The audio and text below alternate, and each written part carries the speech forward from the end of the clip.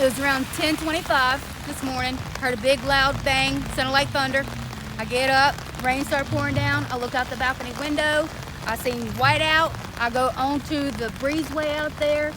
I seen trees start to go down. I look over to my left and it was about to come over top of us. Yes. And what went through your mind?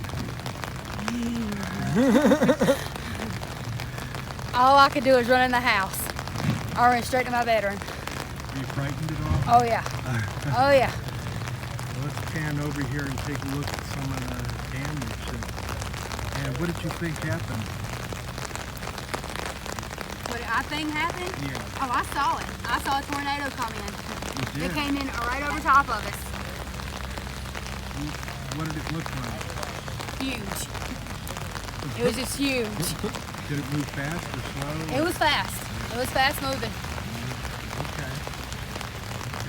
And what direction was it moving to and from? That way. Moving that way? Towards 29 that way. Okay. Yes.